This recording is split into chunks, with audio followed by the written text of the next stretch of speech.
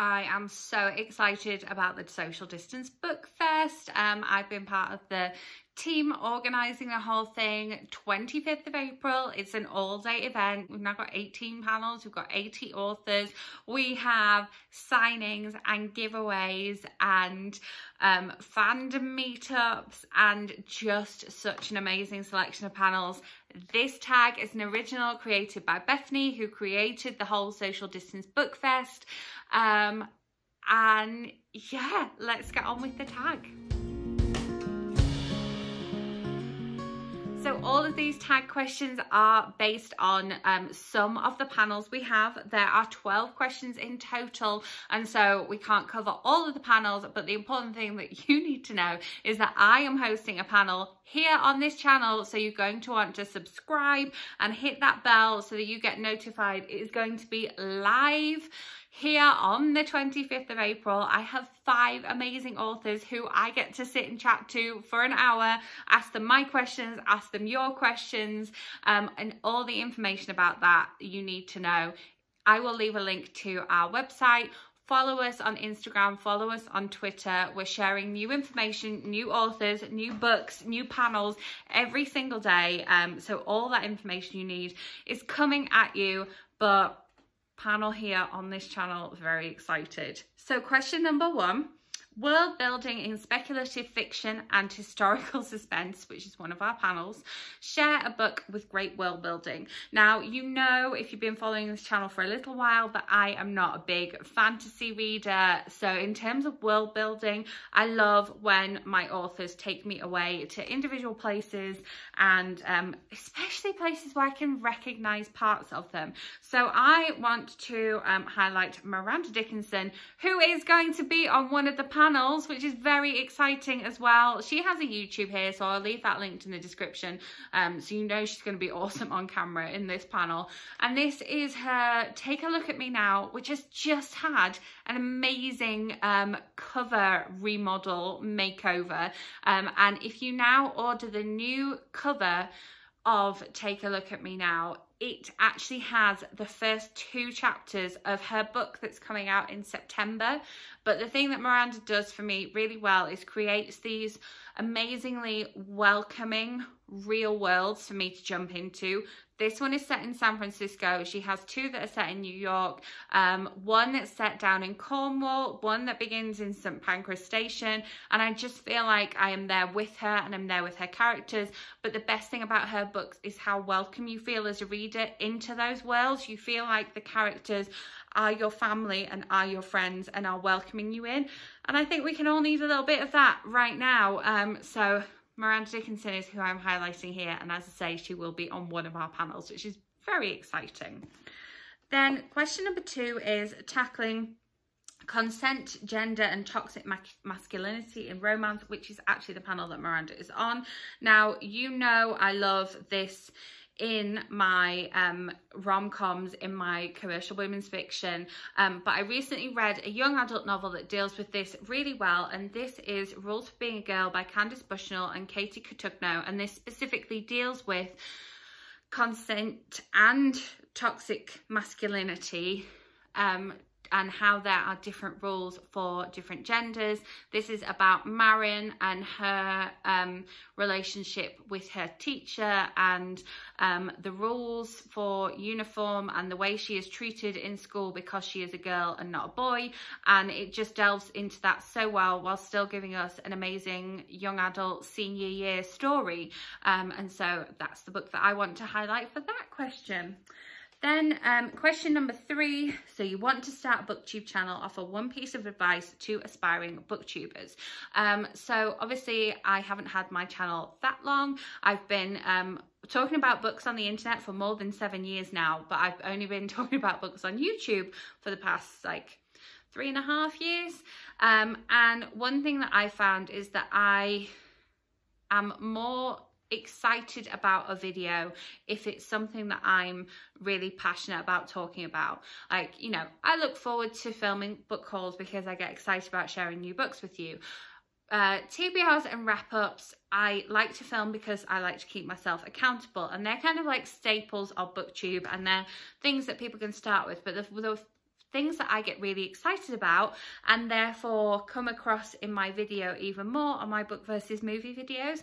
And interestingly, they are the videos that gets the most views. So I think that because I'm really excited about them, you as an audience get excited about them, and so that's why they do even better, because I'm enthusiastic about what I'm talking about, because I really like looking for the differences between the books and the movies.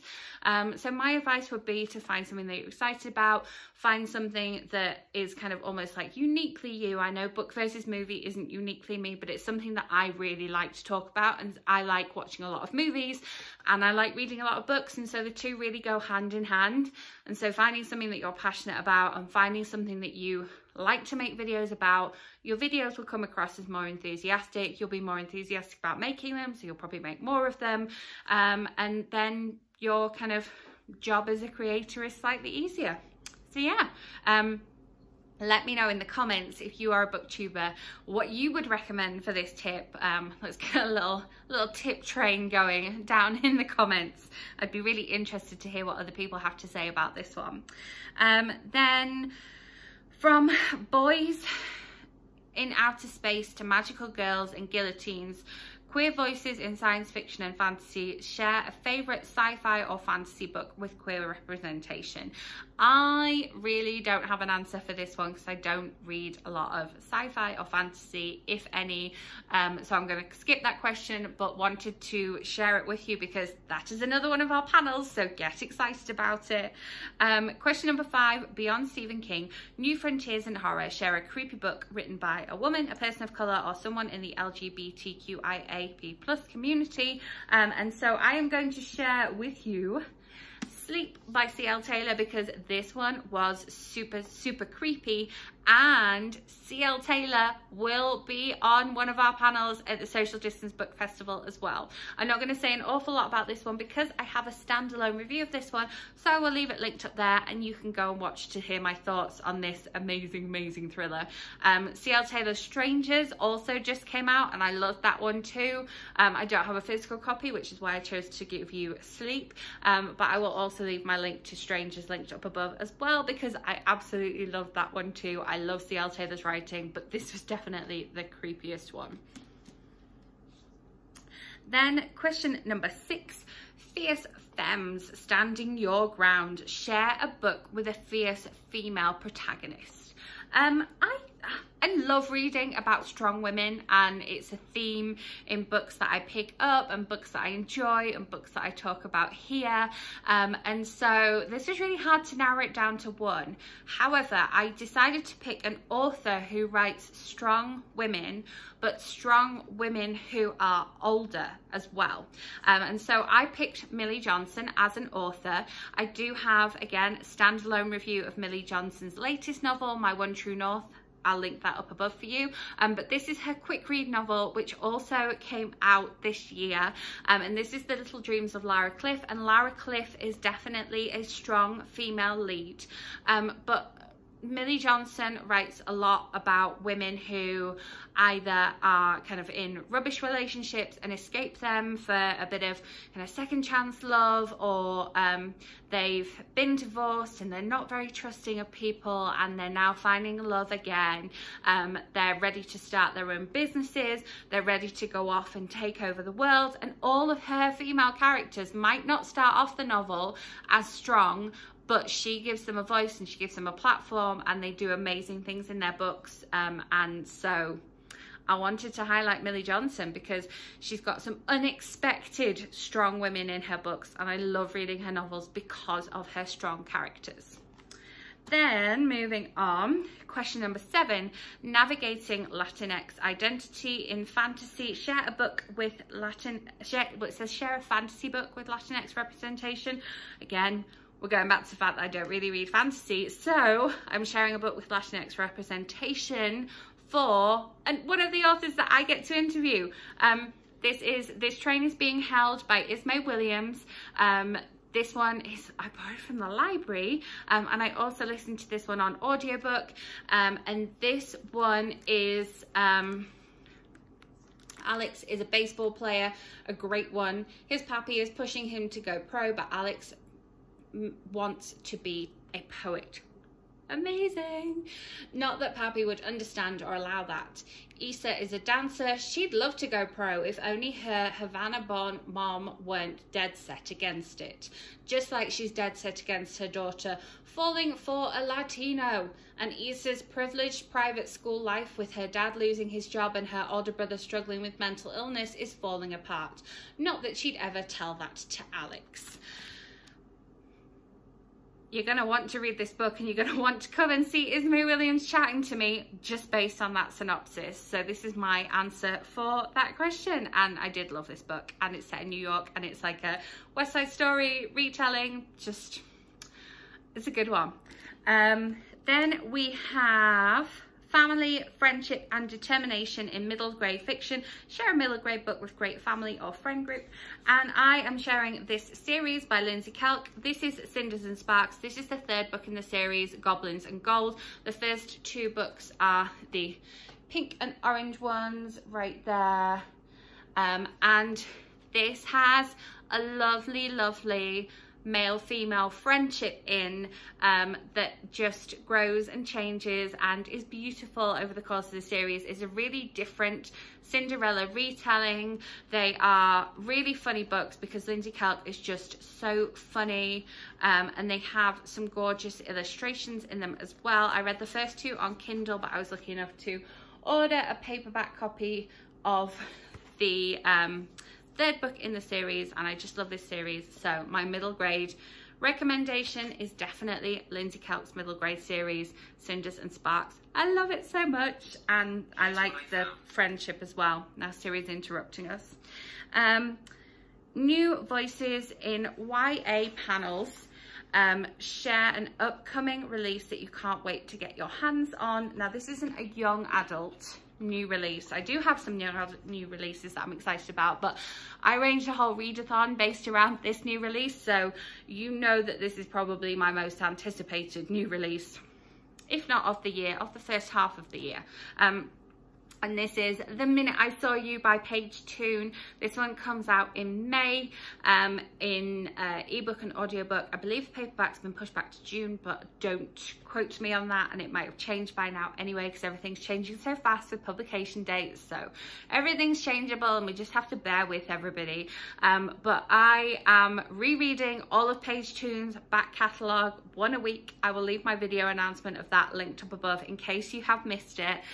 But this is probably my book that I'm most excited about, and I've got like a month to wait now. It's very exciting, and my friend Hayley, who I'm buddy reading with has a copy of the new one from NetGalley, and I don't have it because she got sent a widget for it. I'm like, oh, I can't believe you're waiting to read it with me, and also I'm jealous that you have it, but we're making our way through the series and then we're going to read this, so we can wait, it's fine. But this is my anticipated read.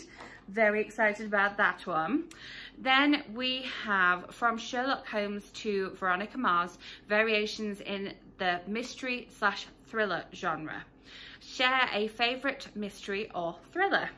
Again, this is one I have a whole video talking about, so I will leave it linked up for you so you can go and watch it. And if you've been following the channel for a while, you're gonna know which one this is. This is Then She Was Gone by Lisa Jewell, the book that blew me away. I've been toying with the idea of rereading it, but I just don't think it would be as like mind-blowing the second time around. But it has been a little while since I did read it, so maybe I should. Should I? Let me know in the comments. Tell me, shall I reread this or not? I don't know. But yeah, highly recommend it. Have a whole video talking about it. That's all I need to say. Love it. Then we have question number 11, identity, formation and deconstruction in adult fiction. Share a book that deals with identity in a positive or negative way. Again, I love books that tackle this issue, but one that I read last year that I absolutely loved and really tackles identity in this age of social media that we live in. This is Living My Best Life. And you can see it's got a little Instagram likey symbol on the front. This one is about Belle and Millie, and it isn't until Millie and Belle's paths cross that the two women begin to realize what they're missing. Will Belle finally learn to live for herself, and will Millie see that she needs to start living in the moment and not for the likes? And so this one deals with social media and identity in the age of social media, and what we see on Instagram isn't what life is like. What you see on YouTube isn't what life is like the other side of the camera, and just how damaging this age of number of likes and number of subscribers really can be to our identity. And so I highly recommend this one. If you haven't had a chance to check it out yet, I will leave a link in the description box for you. And then question number 12, Social Distance Book Fest. Yay! So exciting. Share a bright spot from the past few weeks, a book you read, a moment of self-care, or something that made you laugh. This past week, as I'm filming this video, I took part in the Bout of Books Safe at Home edition. They put on another readathon in between readathon 27 and Bout of Books 28. So this was 27.5. It was very low-key, there was no challenges, but they had a reading sprint on Twitter at Mountain Time 9, 2 and 7, and they were just great moments to check in. I loved having something to focus on for the week in terms of my reading. I wasn't just going, oh, I'm gonna watch a movie now and then maybe I'll pick up a book that I maybe want to read. It was like, okay, this is what I'm gonna try and read this week, and this is why, and we're checking in at this point, and I'll do some reading then. And I found it really helpful to have that to focus on. And the other thing, obviously, that's been kind of a real bright spark from the past week is organising the Social Distance Book Fest. It's been really exciting to be a part of it. And I just can't believe how hard everyone has worked to bring all these amazing authors on board. The graphics on Instagram and Twitter and the graphics for all the panels are just stunning, and it blows my mind as somebody who isn't very creative how they've been put together. So yeah, these people that are working hard to put this Social Distance Book Fest in to become reality are really definitely a bright spark from my past weeks. So definitely appreciate them, and they have definitely helped me through, and just so excited about everything that's going on. So the link to all that information will be in the description box. Make sure you take part in this tag. You let me know. I tag everybody watching that wants to do this. It's a nice broad spectrum of different questions, and it's an original tag as well. Bethany put this together for the book fest, so yay. Thank you so much for watching. Make sure you are subscribed and you hit that bell so that you don't miss out on all the Social Distance Book Fest news and that panel coming your way on the 25th of April. If you enjoyed this video, give it a thumbs up. Let me know in the comments the questions that I've asked throughout the video. There's been about 3 of them, so I will see you in the comments. Thank you for watching.